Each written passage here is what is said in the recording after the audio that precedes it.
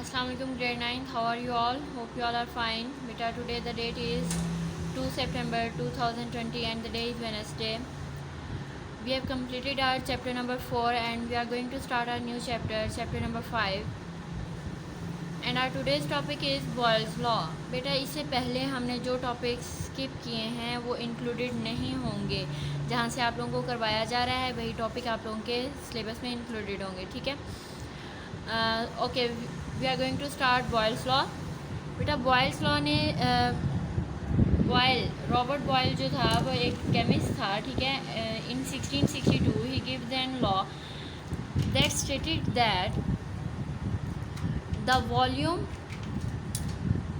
of a gas is inversely proportional to its pressure.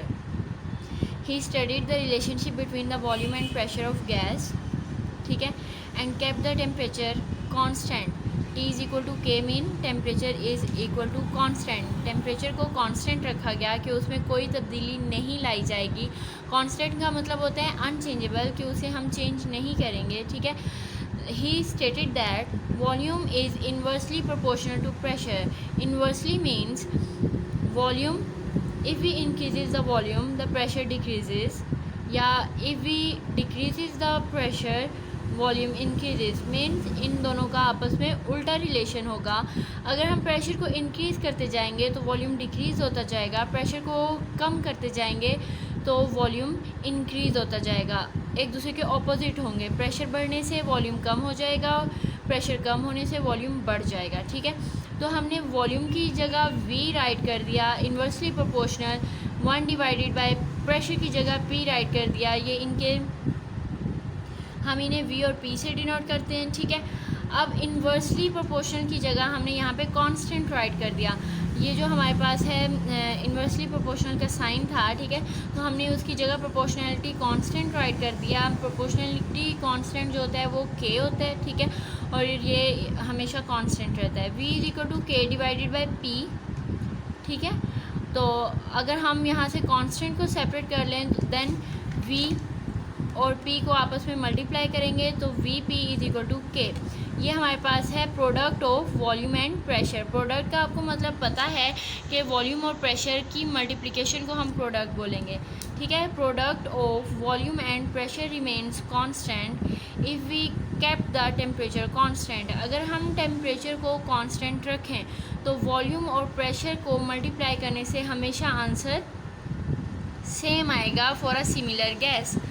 अगर हम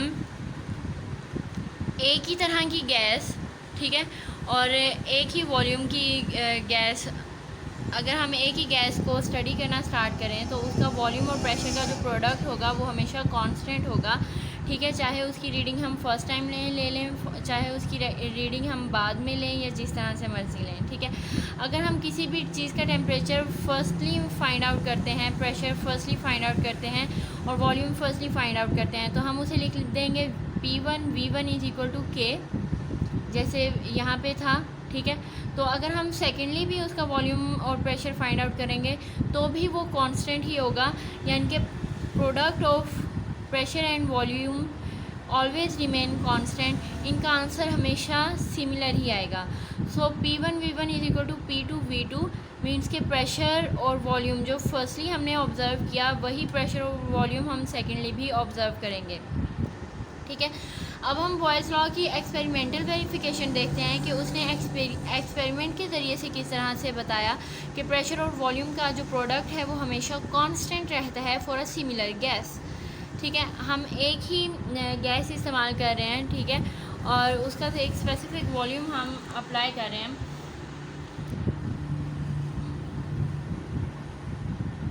तो अब देखें हमारे पास, अब उसने एक एक्सपेरिमेंट किया रॉबर्ट बॉयल ने. उसने क्या किया कि एक सिलेंडर लिया और उसका वॉल्यूम कितना रखा, 1 क्यूबिक डेसीमीटर का वॉल्यूम उसमें गैस डाली. ठीक है. और उसका प्रेशर रखा 2 एटमॉस्फेयर, 2 एटमॉस्फेरिक प्रेशर उसका रखा. ठीक है. तो जब हम इसका प्रोडक्ट फाइंड करेंगे P1 V1, ये प्रेशर है हमारे पास 2 atm एंड वॉल्यूम है इसका 1 क्यूबिक डेसीमीटर.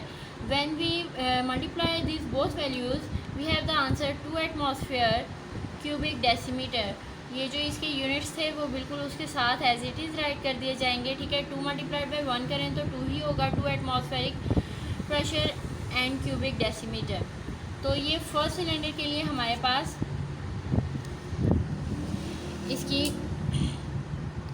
इसका एक्सपेरिमेंट आ गया। अब हम सेकंड इसी सिलेंडर पे क्या करेंगे, हम प्रेशर को बढ़ा देंगे।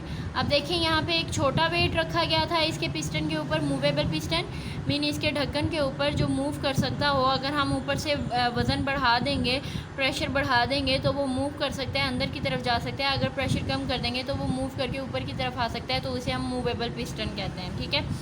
अब हमने क्या किया है, सेकंड वाले सिलेंडर में हमने प्रेशर जो है वो बढ़ा दिया। प्रेशर कितना बढ़ा दिया, 2 एटमॉस्फेरिक प्रेशर से हमने कर दिया 4 एटमॉस्फेरिक प्रेशर, ठीक है। तो जब हम उसका प्रेशर बढ़ाएंगे तो गैस के मॉलिक्यूल्स एक दूसरे के करीब हो जाएंगे, और करीब होने से उनका वॉल्यूम कम हो जाएगा 0.5 क्यूबिक डेसीमीटर। तो ये हमारे पास P2 और V2 की वैल्यूज़ आ गई हैं, ठीक है। तो हम P2 और V2 की वैल्यूज़ को ऐड करेंगे। प्रेशर की जगह हम ऐड करेंगे 4 ATM एंड वॉल्यूम की जगह हम ऐड करेंगे 0.5 cubic decimetre. When we multiply this both values the answer is 2 atmosphere per cubic decimetre, means same answer आ गया। इसी तरह से हम प्रेशर को फिर से इंक्रीज़ कर देते हैं, इसी सिलेंडर के ऊपर प्रेशर को 6 एटमॉस्फेरिक कर देते हैं, मीन्स प्रेशर को और ज़्यादा बढ़ा दिया।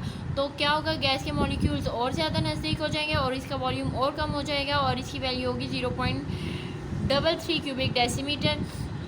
ये हमारे पास P3 है और ये हमारे पास V3 है। P3 V3 इनको आपस में मल्टीप्लाई करेंगे तो हमारे पास आंसर फिर से आ जाता है 2 एटमॉस्फेरिक प्रेशर क्यूबिक डेसीमीटर, ठीक है। हमने प्रेशर को और ज़्यादा बढ़ा दिया, 8 एटमॉस्फेरिक प्रेशर तक ले गए, और ज़्यादा बड़ा वेट इसके ऊपर डाल दिया।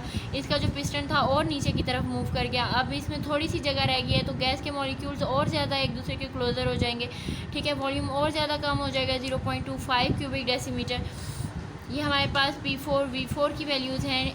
P4 की जगह 8 ATM मल्टीप्लाइड बाय V4 की जगह 0.25 ATM cubic decimetre. When we multiply this both values the answer is 2 atmospheric cubic decimetre, ठीक है। तो ये सिमिलर जो आंसर है ये बॉयल्स लॉ को वेरीफाई कर देता है। बॉयल्स लॉ ने according to Robert Boyle the product of pressure and volume is equal to constant. Volume और प्रेशर का जो प्रोडक्ट होगा for gases always remains constant, हमेशा कांस्टेंट रहेगा, ठीक है। ये हमने अब एक एक्सपेरिमेंट के ज़रिए से भी फाइंड आउट कर लिया कि हमने प्रेशर इंक्रीज़ किया तो वॉल्यूम कम होता गया, लेकिन उनका जो प्रोडक्ट था वो हमेशा सेम आया। इनका आंसर हमेशा सेम आया इन्हें मल्टीप्लाई करने से। तो ये इसकी बॉयल्स लॉ की एक्सपेरिमेंटल वेरिफिकेशन है, ठीक है। Now open your books, page number 78 है बेटा, बॉयल्स लॉ। इसमें ये सारा यही कुछ बताया गया है। He studied the relation between the volume and pressure of gas at constant temperature. He observe that the volume of gas is inversely proportional to its pressure provided the temperature constant. फिर उसके बाद इसकी derivation है, ये सारा ही आप लोगों ने करना है। फिर उसके बाद इसकी एक्सपेरिमेंटल वेरिफिकेशन थी, ठीक है। ये जो हमने अभी एक्सपेरिमेंट किया था, टेम्परेचर कम होने पे ज़्यादा वॉल्यूम और प्रेशर कम होने पे ज़्यादा वॉल्यूम, और प्रेशर को जिस तरह हम इंक्रीज़ करते रहेंगे तो वॉल्यूम की डिक्रीज़ होता जाएगा। और इसकी एक्सपेरिमेंटल वेरिफिकेशन के दौरान हमारे पास सिमिलर आंसर्स आते हैं, ठीक है। तो आप लोगों ने ये सारा प्रिपेयर करना है और टेस्ट योर सेल्फ करेंगे आप लोग 5.2, और इसके ये 3 क्वेश्चंस हैं, इनके आंसर्स आप लोगों ने फाइंड आउट करने हैं, जो भी लॉजिक इनकी बने, ठीक है। तो कॉन्सेप्चुअल हैं थोड़े से क्वेश्चन, तो आप लोगों ने इन्हें अच्छे तरीके से अंडरस्टैंड करना है, इनके आंसर्स फाइंड आउट करने हैं और उनकी पिक्चर्स बना के मुझे शेयर करनी है। ओके, फ़ी अमान अल्लाह।